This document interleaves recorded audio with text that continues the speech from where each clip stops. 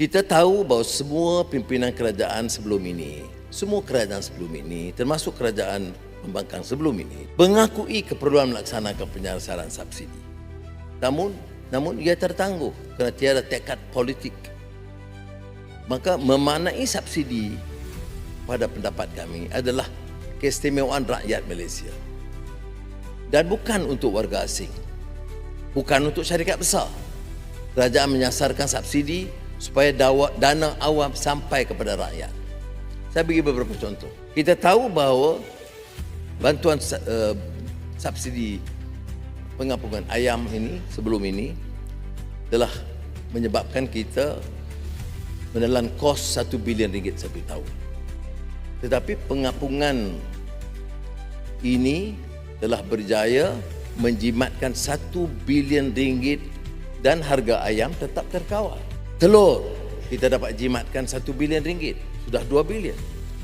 Penyiasan subsidi dan penstrukturan tarif elektrik secara purata menjimat 6 bilion ringgit.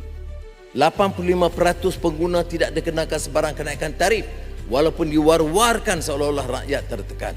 Tetapi yang nyata mereka melihat sendiri tentang nikmat penurunan bil setelah penyasaran subsidi elektrik. Penyasaran subsidi diesel telah berjaya menjimatkan 5 bilion ringgit dana kerajaan.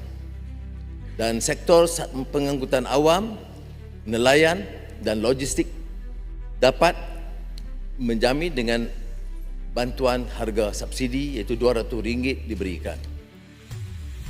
Penyasaran subsidi RON 95 yang amat digeruni dan kempen besar-besaran menentang, tapi setakat ini berjaya menjimatkan 2.5 bilion ringgit wang kerajaan.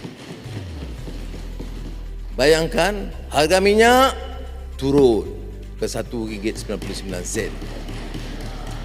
Warga asing bayar.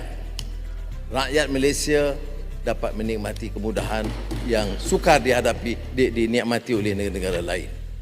Jadi terima kasih kepada semua penyelenggara Budi 95 yang berjalan lancar dan lebih 10 juta rakyat telah bertransaksi membeli RON 95 pada RM1.99 seliter. Pengkalan data 16.5 juta warga negara yang layak sedang dikemas kini untuk menyediakan kuota tambahan kepada 23,000 pemilik perahu berdaftar dan lebih 52,000 pemandu e-hailing aktif. Perahu berdaftar yang kebanyakan di Sabah dan di Sarawak. Keseluruhan penyaluran subsidi justru itu dapat menjimatkan dana negara sekitar 15.5 bilion ringgit setahun.